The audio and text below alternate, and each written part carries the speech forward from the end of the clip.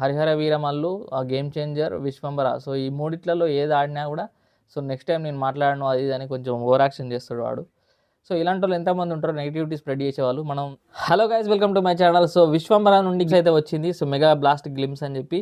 So Chiranjeevi గారి birthday సందర్భంగా so రావడం జరిగింది. చిరంజీవి గారు ఆల్రెడీ సో ఒక వీడియో చేశారు వస్తుందని 6 గంటలకు, అంటే సాయంత్రం వరకు వస్తుందని. సో 6 గంటల 6 నిమిషాలకని టీం వాళ్ళు సో అనౌన్స్మెంట్ చేశారు. సో గ్లిమ్స్ అయితే వచ్చింది. గ్లిమ్స్ చూస్తూ సో సో ఓవరాల్ విశ్వంకి సంబంధించిన మొత్తం స్టోరీలా ఉంది. సో 14 లోకల 8 లోకల 12 లోకల మొత్తం స్టోరీ ఉంటుంది అనుకుంటా. సో ఆల్రెడీ డైరెక్టర్ గారు చెప్పారు. సో హీరోయిన్ కోసం మన హీరో 14 లోకాలు వెళ్తారని. సో ఇది చిరంజీవి గారు చెప్పింది ఏంటంటే, సో సినిమా అనేది పిల్లలకు ఎక్కువగా నచ్చుతుంది అండ్ పిల్లల మనస్తత్వం ఉన్న ప్రతి ఒక్కరికి నచ్చుతుంది. సో చాలా చాలా అంటే ఇది వేసవిలో రిలీజ్ కాబోతుందని కూడా ఆయన చెప్పడం జరిగింది. సో ఇక్కడ విజువల్ చూసుకున్నట్లయితే సో ఫస్ట్ టీజర్ రిలీజ్ అయినప్పుడు వచ్చిన సో ఏదైతే నెగిటివిటీ ఉందో సో ఫస్ట్ షాట్లోనే మొత్తం తీసేసేలా ఉంది.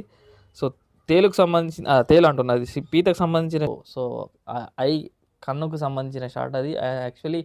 సో ఇది ఎన్ని లోకాలలో జరగబోతుందో సినిమా. సో ఇది ఓవరాల్గా మొత్తం అంటే అన్ని లోకాలు కలుపుకొని తీసిన సినిమాలాగా అనిపిస్తుంది. సో ఓవరాల్గా ఈ టీజర్ చూసిన తర్వాత సో చిరంజీవి గారు కానీ సో ఓవరాల్గా వీళ్ళ టీం కానీ సో ఈ మధ్యన వస్తున్న హరిహర వీరమల్లు అండ్ సో కొన్ని విఎఫ్ఎక్స్ ఏదైతే ఉందో విఎఫ్ఎక్స్లో జాగ్రత్త తీసుకోకపోవడం వల్ల సో మూవీకి సంబంధించిన సో ఎంత నెగిటివిటీ రాబోతుందనేది సినిమాలు చూస్తూ తెలుసుకోవచ్చు. సో విశ్వంబర వాళ్ళు జాగ్రత్తలు తీసుకున్నట్టున్నారు. సో ఆ నెగిటివిటీ అనేది దూరం చేయాలంటే మెయిన్లీ అంటే ఫస్ట్ పార్ట్ కన్నా అంటే సెకండ్ హాఫ్లో వచ్చే మొత్తం విఎఫ్ఎక్స్ ఉంటాయని చిరంజీవి గారు చెప్పారు. సో ఇంతకుముందు వీడియోలోనే సో ఆయన చెప్పిన వీడియోల ప్రకారం చూసుకున్నా కూడా సో సెకండ్ హాఫ్లో విఎఫ్ఎక్స్ మొత్తం పోర్షన్ ఉంటుంది కాబట్టి సో అంటే ఈ సంక్రాంతి వరకు వస్తుంది అనుకున్న మూవీ వేసవి వరకు సో రాబోతుంది. దానికి కారణం ఏంటంటే విఎఫ్ఎక్స్ అనేది సో చాలా ఇంపార్టెంట్ కాబట్టి మూవీ ఎన్ని సంవత్సరాలు తీసుకున్నా పర్లేదు. బట్ మనం సినిమా థియేటర్కి వెళ్ళిన తర్వాత ఆ క్షణంలో వాళ్ళకి నచ్చలేదంటే ఏ ఆడియన్ అయినా ఆ టైంలోనే వెంటనే బయటకు వచ్చి చెప్పేస్తాడు. ఎంత వరస్ట్గా అంటే ఎంత బాగుంటే అంత మెచ్చుకుంటాడో, ఎంత వరస్ట్గా ఉంటే అంత ఘోరంగా తిట్టి సో బయటకు వస్తారు. కాబట్టి ఫస్ట్ సినిమాలో బేసిక్ ఏంది విఎఫ్ఎక్స్ అయినప్పుడు విఎఫ్ఎక్స్ను అంటే వాళ్ళు ఎక్స్పెక్ట్ చేసిన దానికన్నా మించి చూపించినట్లయితే సినిమా ఘోరంగా ఆడుతుంది.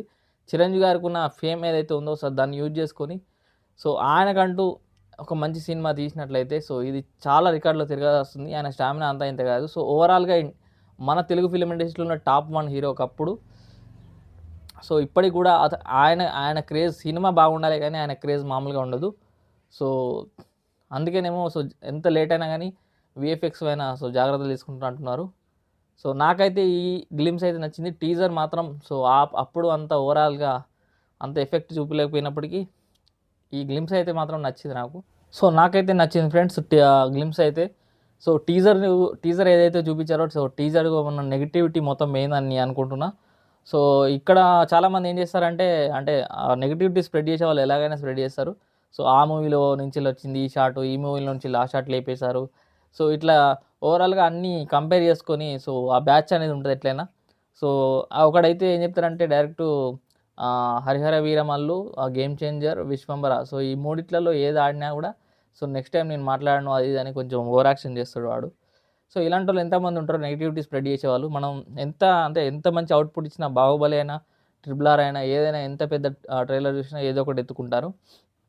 RRR రిలీజ్ అయినప్పుడు కూడా సో మీరు చూసినట్లయితే ట్రైలర్లో రామ్ చరణ్ గారు అండ్ మన ఎన్టీఆర్ గారిది ఉన్న షాట్ ఉంటుంది కదా. సో ఆ రెండు లింక్ చేసి సో ఇది ఇక్కడ ఈ సినిమాలో వచ్చింది, అది అక్కడ ఆ సినిమాలో వచ్చింది సో అంటూ ఉంటారు. సో అదంతా సో పట్టించుకోవద్దు. సినిమాకు అది ఎంత అవసరమో అంతవరకు కరెక్ట్ ఉన్నట్లయితే అండ్ విఎఫ్ఎక్స్ మనల్ని అప్పుడు ఆ సినిమా చూసే టైంలో మనకు ఆ ఎక్స్పీరియన్స్ ఇచ్చినట్లయితే సో సినిమా ఆటోమేటిక్గా ఆడుతుంది. అది ఇంపార్టెంట్ కాబట్టి సో చిరంజీవి గారు నటించిన అంటే హ్యాపీ బర్త్డే చిరంజీవి గారి బర్త్డే సందర్భంగా వచ్చిన ఈ ట్రైలర్ అయితే నాకైతే నచ్చింది. చిరంజీవి గారి బర్త్డే సందర్భంగా వచ్చిన ఈ గ్లింప్స్ అయితే నాకు నచ్చింది. సో మీకు ఎలా అనిపించిందో చూసి కామెంట్ చేయండి.